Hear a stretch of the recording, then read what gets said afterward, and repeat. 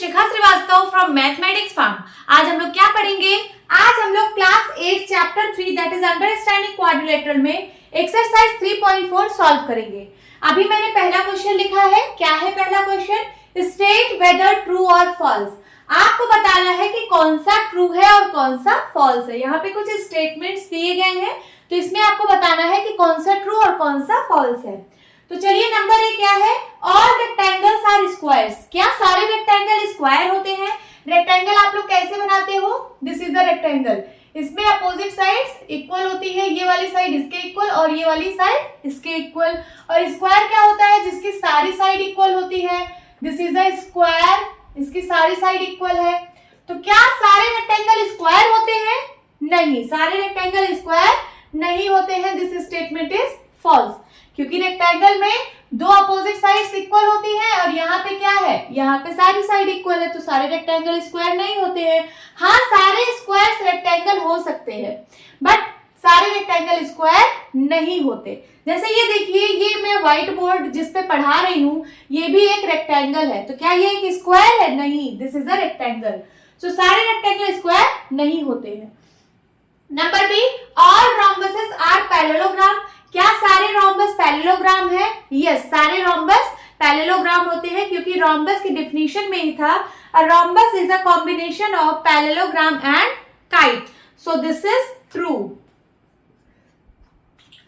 Number C, all squares are rhombuses and also rectangle.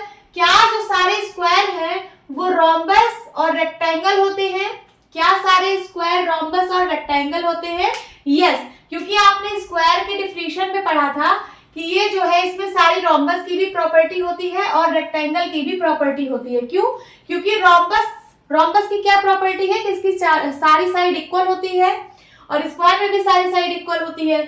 और rectangle में क्या है कि इसके चारों एंगल्स जो होते हैं वो 90 डिग्री के होते हैं, और स्क्वायर के भी सारे एंगल 90 डिग्री के होते हैं।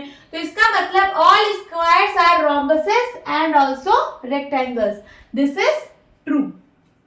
Now D part, all squares are not parallelogram. क्या सारे स्क्वायर्स पैरेललोग्राम नहीं है? So this statement is false, क्योंकि सारे स्क्वायर की डिफिनेशन क्या है? Square is a rectangle having all side equal. Square की डिफिनेशन में एक रेक्टेंगल वर्ड आया, तो रेक्टेंगल की डिफिनेशन क्या है? Rectangle is a parallelogram having all angles 90 degree या फिर ऑल एंगल्स इक्वल। तो सारे, इसका मतलब स्क्वायर जो है वो पैरेललोग्राम होते हैं, और यहाँ पे लिखा है all squares are not parallelogram, तो this is false. Number A part, all kites are rhombuses. क्या सारे काइट्स रोम्बस होते हैं? काइट कैसे बनता है? This is kite. रोम्बस कैसे बनता है? रोम्बस की सारी साइड इक्वल होती है। This is rhombus. तो क्या सारे काइट रोम्बस होते हैं? नहीं, this is false. All rhombuses are kites. क्या सारे रोम्बस काइट्स हैं? हाँ, ये सही है, दिस इज करेक्ट। क्यों? क्योंकि जब आप रोम्बस की डेफिनेशन पढ़े थे तो उसी में लिखा था कि rhombus is a combination of parallelogram and kite. तो this statement is true. G part, are parallelogram are trapezium. क्या सारे पैरेललोग्राम ट्रेपीजियम है? तो मैं एक पैरेललोग्राम यहाँ पे बना लेती हूँ। पैरेललोग्राम में क्या होते हैं? अपोजिट साइड इक्वल होते हैं, और एक यहाँ पे ट्रेपीजियम बना लेती हूँ। This is trapezium. ट्रेपीजियम में कोई एक पेयर साइड का पैरेलल होता है। तो जैसे यहाँ पे ये दोनों पैरेलल है, और इसमें क्या है? इसमें ये दोनों पैरेलल है और ये दोनों भी पैरेलल है। इसमें दोनों अपोजिट साइड्स पैरेलल होती है। तो क्या सारे पैरेललोग्राम को हम ट्रेपीजियम बोल सकते हैं? हाँ, बोल सकते हैं, क्योंकि ये एक पैरेललोग्राम है। पैरेललोग्राम में दोनों साइड पैरेलल होती है, इसमें सिर्फ एक साइड। लेकिन ऐसा तो नहीं लिखा कि सिर्फ एक ही साइड पैरेलल होनी चाहिए। दूसरी साइड के बारे में तो कुछ हमको बताया नहीं है। वो पैरेलल भी हो सकती है, नहीं भी हो सकती है, कुछ भी हो सकती है ना। तो इसकी दूसरी साइड के बारे में कुछ कहा नहीं है, सिर्फ ये कहा है कि हाँ, इसकी एटलीस्ट एक साइड पैरेलल होनी चाहिए। दूसरी साइड भी पैरेलल होगी तो कोई बात नहीं, तब भी वो रहेगा तो ट्रेपीजियम ही।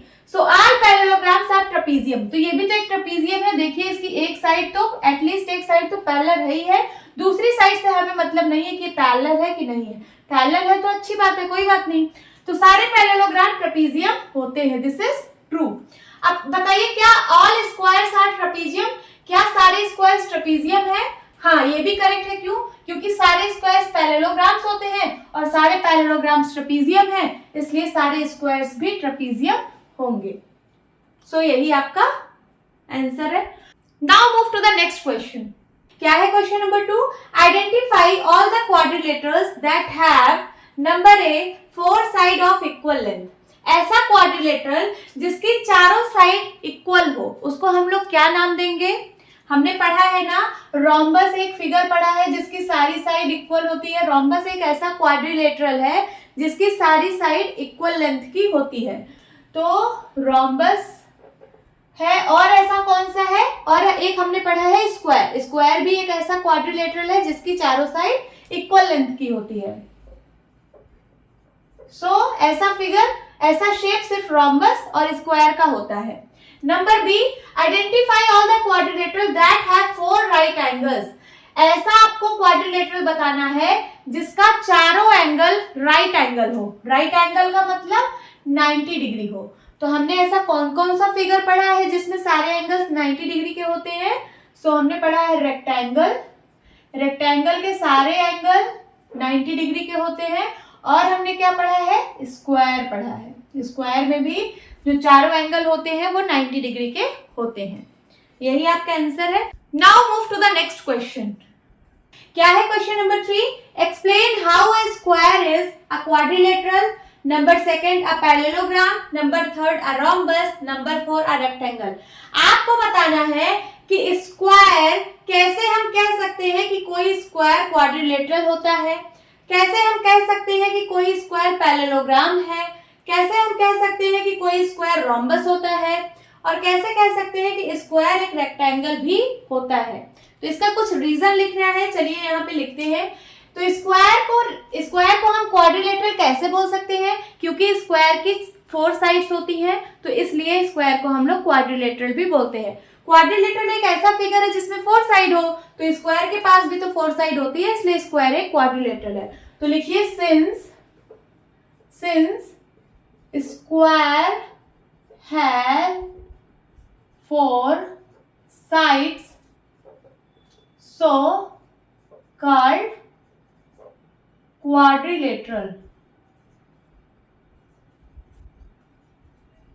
तो इसका रीजन हमने लिख दिया कि क्योंकि स्क्वायर के पास 4 साइड होती है, इसलिए हम लोग उसको क्वाड्रिलेटरल बोलते हैं।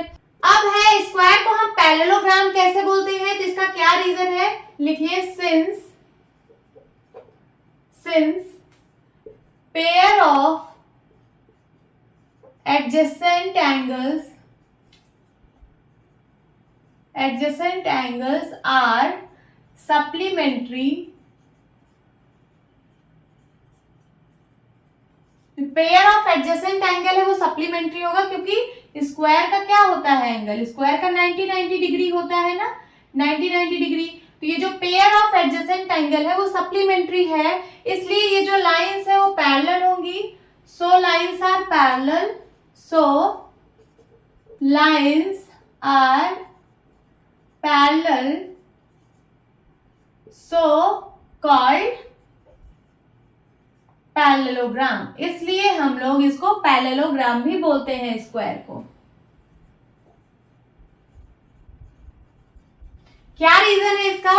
Since pair of adjacent angle are supplementary, क्योंकि ये जो एडजेसेंट एंगल है, ये जो पेयर है एडजेसेंट एंगल का, इनका अगर आप सम करेंगे तो ये सप्लीमेंट्री होगा। ठीक है, 90 90 180 होगा, इसलिए ये दोनों लाइंस क्या होंगी? पैरेलल होंगी। क्या होंगी? पैरेलल होंगी। सो इसलिए ये एक पैरेललोग्राम होगा। ओके, अब रोम्बस में क्या है? कोई स्क्वायर रोम्बस क्यों होता है? तो since all sides of square are equal in length, so called rhombus। क्या रीजन है इसका? क्योंकि स्क्वायर की सारी साइड इक्वल होती है, इसलिए हम उसको रोम्बस बोलते हैं। रोम्बस की भी सारी साइड इक्वल होती है, स्क्वायर की भी सारी साइड इक्वल होती है, तो स्क्वायर को हम लोग इसलिए रोम्बस बोलते हैं। ओके, क्योंकि स्क्वायर की सारी साइड इक्वल होती है। अब यहाँ पे देखिए, अब हम लोग स्क्वायर को रेक्टेंगल क्यों बोलते हैं, तो लिखिए since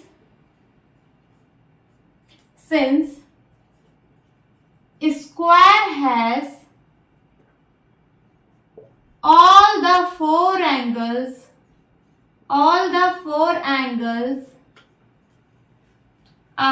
are equal in measure, so called क्या, रेक्टेंगल, इसलिए हम इसको रेक्टेंगल भी बोलते हैं।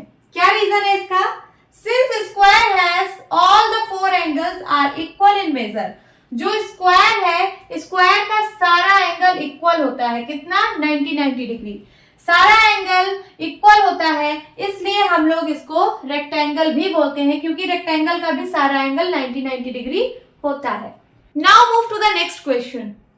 क्या है question number 4, name the quadrilaterals whose diagonals bisect each other. आपको ऐसा क्वाड्रिलेटरल बताना है जिसके जो डायगोनल्स है वो एक दूसरे को बाइसेक्ट करते हैं। ऐसा कौन कौन सा क्वाड्रिलेटरल है जिसका डायगोनल एक दूसरे को बाइसेक्ट करता है, तो हम लोगों ने पढ़ा है पैरेललोग्राम।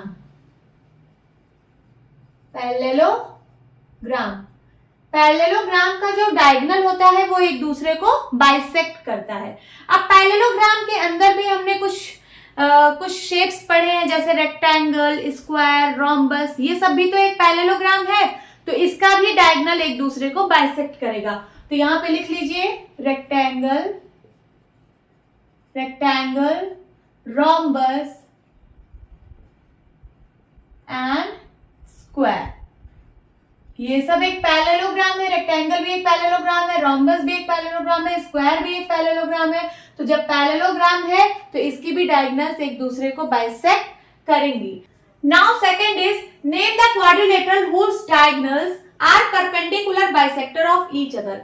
आपको ऐसा क्वाड्रिलेटरल बताना है जिसका डायगोनल एक दूसरे को परपेंडिकुलर बाइसेक्ट करता है, परपेंडिकुलरली बाइसेक्ट करता है।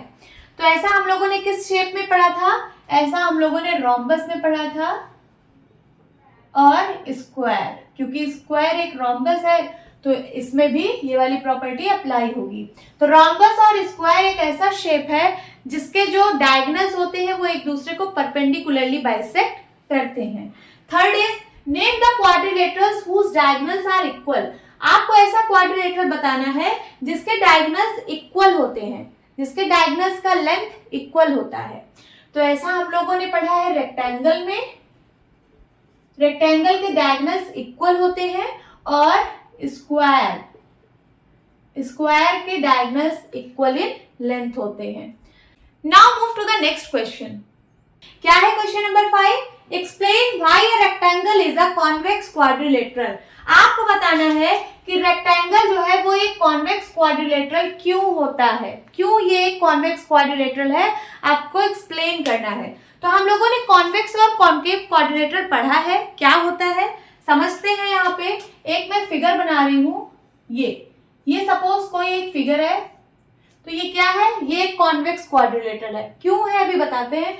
एक और फिगर बनाती हूं, दिस वन, ये एक कॉन्केव क्वाड्रिलेटरल है, क्यों है अभी समझते हैं।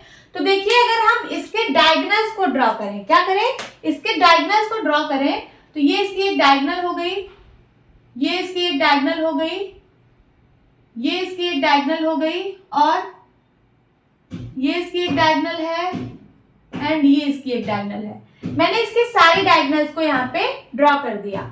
अब इसकी डायगोनल्स को अगर ड्रॉ करूं तो ये एक डायगोनल है, ये एक डायगोनल है, और ये एक डायगोनल है। आपको यहां से क्या देख के मिल रहा है कि यहाँ पे जितनी भी डायगोनल्स हैं वो सब इसके इंटीरियर में लाई कर रही हैं। कहाँ लाई कर रही हैं, इस फिगर के अंदर ही लाई कर रही हैं। जो मैंने फिगर बनाया था उसके अंदर ही सारी डायगोनल्स लाई कर रही हैं। और यहाँ पे एक डायगोनल ऐसी है जो फिगर के बाहर है, एक डायगोनल ऐसा है जो फिगर के बाहर है, तो इसलिए इसको हम लोग बोलते हैं कॉन्केव क्वाड्रिलेटरल। कॉनकेव क्वाड्रिलेटरल एक ऐसा क्वाड्रिलेटरल है जिसमें कोई एक डायगोनल फिगर से बाहर रहेगी, फिगर के इंटीरियर में नहीं रहेगी, फिगर के एक्सटीरियर में एक डायगोनल लाई करती है, उसको हम लोग कॉनकेव क्वाड्रिलेटरल बोलते हैं। और कॉन्वेक्स क्या होता है? कॉन्वेक्स क्वाड्रिलेटरल एक ऐसा क्वाड्रिलेटरल जिसके सारे डायगोनल्स उस फिगर के अंदर ही लाई करते हैं, उनको हम लोग कॉन्वेक्स क्वाड्रिलेटरल बोलते हैं। तो अब आपको बताना है कि रेक्टेंगल एक कॉन्वेक्स क्वाड्रिलेटरल है, क्यों? देखिए रेक्टेंगल बनाइए, तो रेक्टेंगल के डायगोनल्स बनाइए, ये है रेक्टेंगल के डायगोनल्स, तो ये फिगर के अंदर ही लाई कर रही है ना, इसका मतलब ये क्या है? ये कॉन्वेक्स क्वाड्रिलेटरल है। तो आप इसका क्या एक्सप्लेनेशन दोगे? Because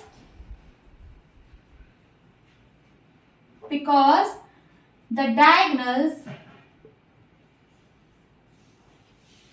of rectangle, the diagonals of rectangle lie in its interior, क्योंकि ये जो रेक्टेंगल की डायगोनल्स है वो सब इंटीरियर में लाई कर रही है। So rectangle is a convex quadrilateral. This is the answer. Now move to the next question. क्या है question number 6? ABC is a right angle triangle. ये जो आपको एक ट्राइंगल दिख रहा है ABC, ये एक राइट एंगल ट्राइंगल है, ठीक है? मतलब इसका एक एंगल 90 डिग्री है जो कि B पर है, B पर 90 डिग्री बन रहा है। ABC is a right angle triangle and O is the midpoint of the side opposite to the right angle. और जो O है, O एक पॉइंट है, O is the midpoint of the side opposite to the right angle. ये जो right angle के opposite में जो साइड है, राइट एंगल ये वाला है, इसके अपोजिट वाली साइड कौन सी है? मींस सामने वाली साइड, सामने वाली साइड AC है, तो AC का ये मिड पॉइंट O है। समझ आया? जो राइट एंगल है दैट इज ये वाला B राइट एंगल है, राइट एंगल के सामने वाली जो साइड है दैट इज AC, उसका मिड पॉइंट O है। ओके और क्या कह रहा है? Explain why O is equidistant from A, B and C। आपको ये एक्सप्लेन करना है कि क्यों O जो है वो A से, C से और B से इक्विडिस्टेंट पे है, मींस इक्वल डिस्टेंस पे है। इक्विडिस्टेंस का मतलब होता है इक्वल डिस्टेंस, यहां लिख सकते हैं इक्वल डिस्टेंस मींस O से A की दूरी, O से C की दूरी और O से B की दूरी बराबर है। क्यों है ऐसा आपको बताना है। तो सबसे पहले यहाँ पे देखिए O जो है इन दोनों का मिड पॉइंट है, तो इसका मतलब O से A की दूरी और O से C की दूरी बराबर है। ये तो आपको यहीं से पता चल जा रहा है, बट O से B की दूरी भी बराबर होनी चाहिए इन दोनों के, तो इसको हम लोग प्रूफ करते हैं। ये जो बाकी का जो डॉटेड लाइन है ये हम लोगों ने कंस्ट्रक्ट किया है, ये आपके बुक में गिवन है, हिंट दिया है कि the dotted line are drawn additionally to help you. ये जो डॉटेड लाइन है ये आपको हेल्प करेगा, तो हम लोग इसको ड्रॉ करते हैं। अभी ये ड्रॉ नहीं है, सपोज हम इसको ड्रॉ कर रहे हैं, ये हमने ऐसे ड्रॉ किया यहाँ पे, ठीक है? तो हम लोग क्या लिखेंगे? Construct AD parallel to BC, AD parallel to BC। हम लोग इसको ऐसा कंस्ट्रक्ट कर रहे हैं कि ये वाली जो लाइन है ये इसके पैरेलल हो, and DC parallel to AB, DC parallel to AB, और ये जो DC लाइन बनाई है ये इसके पैरेलल बनाई है। तो यहाँ पे ये वाली साइड इसके पैरेलल, ये वाली साइड इसके parallel, so ABCD is a parallelogram. तो ये एक पैरेललोग्राम बन गया। क्यों? क्योंकि इसकी अपोजिट साइड जब पैरेलल है तो ये एक पैरेललोग्राम है। अब देखिए angle B is equal to 90 degree, ये गिवन है, ये गिवन है कि पैरेललोग्राम। अब तो ये पता चल गया कि ये ABCD एक पैरेललोग्राम है और इसमें एक एंगल 90 डिग्री है। तो अगर एक एंगल 90 डिग्री है तो इसका मतलब सारा एंगल 90 डिग्री होगा। सो जब angle B 90 degree means parallelogram ABCD is a rectangle. सो ये जो पैरेललोग्राम ABCD है ये एक रेक्टेंगल बन जाएगा। क्यों? क्योंकि अगर इसका एक एंगल 90 डिग्री है तो इसका सारा एंगल 90 डिग्री होगा। कैसे? क्योंकि इसके अपोजिट एंगल इसके बराबर होगा, क्योंकि पैरेललोग्राम में अपोजिट एंगल इक्वल होते हैं। तो अगर ये 90 डिग्री तो ये 90 डिग्री और ये 90 डिग्री तो इसका एडजेसेंट एंगल ये वाला है C वाला, इन दोनों का सम 180 होना चाहिए। तो अगर ये 90 तो ये भी 90 मीन सारे 90 होंगे। तो पैरेललोग्राम ABCD क्या बन जाएगा? ये एक रेक्टेंगल बन जाएगा। तो यहां लिखिए सो ABCD इज अ रेक्टेंगल। अब ABCD एक रेक्टेंगल है। अब रेक्टेंगल में हम लोगों ने क्या प्रॉपर्टी पढ़ी है कि रेक्टेंगल के जो डायगोनल्स होते हैं वो इक्वल होते हैं। तो AC is equals to BD हो जाएगा। क्यों? क्योंकि ये diagonals of rectangle are equal in length. जो डायगोनल्स होते हैं रेक्टेंगल के वो इक्वल लेंथ के होते हैं। एक चीज और क्या है यहाँ पे आपको पता है कि पैरेललोग्राम में जो डायगोनल होती है वो एक दूसरे को बाइसेक्ट करती है। तो यहाँ पे AO बराबर OC होगा, BO बराबर OD होगा। और एक चीज जो अब ये रेक्टेंगल है तो रेक्टेंगल की डायगोनल्स इक्वल होती है। इसका मतलब अगर मैं इस डायगोनल का अगर हाफ करूं तो इस डायगोनल के हाफ के बराबर होगा। इसका मतलब ये वाला लेंथ इसके बराबर होगा और ये वाला लेंथ इसके बराबर है। तो इसका मतलब ये सारे लेंथ इक्वल होंगे। समझ आया? तो ये जो हिस्से हैं सारे चारों ये सब इक्वल होंगे। तो हम यहाँ पे लिख सकते हैं half of AC means AC का आधा अगर मैं करूं दैट इज ये वाला, ये इक्वल होगा हाफ ऑफ BD के। अगर मैं BD का आधा करूं दैट इज ये वाला हिस्सा इसके बराबर होगा। हाफ ऑफ AC का मतलब यहाँ पे क्या लिख सकते हैं? BO। हाफ ऑफ AC का मतलब AC ये वाला है ना, तो AC का आधा क्या है? AO इक्वल होगा किसके? Half of BD means BO के इक्वल होगा। ये हमने एक प्रूफ कर लिया कि जो AO है दैट इज ये वाला, ये BO के इक्वल है, इसके इक्वल है। और एक चीज आपको ये गिवन था कि AO is equals to OC। AO is equals to OC, ये आपको क्वेश्चन में गिवन है कि जो O है ये मिड पॉइंट है AC का। यहां पे लिख दीजिए O is the mid point of AC। जब AC का मिड पॉइंट है इसका मतलब AO और OC बराबर होंगे। तो अब इन दोनों को, ये इक्वेशन 1 हो गई, ये इक्वेशन 2 हो गई। अगर मैं इक्वेशन 1 और 2 दोनों को मर्ज कर दूं तो यहाँ पे AO बराबर BO है, AO बराबर OC है। इसका मतलब क्या हो जाएगा? AO बराबर BO बराबर OC, ये तीनों लेंथ इक्वल हो जाएंगे। Means AO is equals to BO is equals to OC। और यही आपको प्रूफ करना था तो हमने यहाँ पे प्रूफ कर लिया। Hence proof. देखिए क्या कह रहा था? Explain why O is equidistance from A, B and C। आपको ये बताना था कि O जो है वो क्यों इक्विडिस्टेंट है, आप इसको एक्सप्लेन करिए। इक्विडिस्टेंस का मतलब O से A की दूरी, O से B की दूरी, O से C की दूरी तीनों बराबर है। यही आपको प्रूफ करना था तो हमने यहाँ पे प्रूफ कर लिया। होप स्टूडेंट्स आपकी क्लास अच्छी लगी होगी। मिलती हूँ अपनी नेक्स्ट वीडियो में, तब तक के लिए bye bye and take care.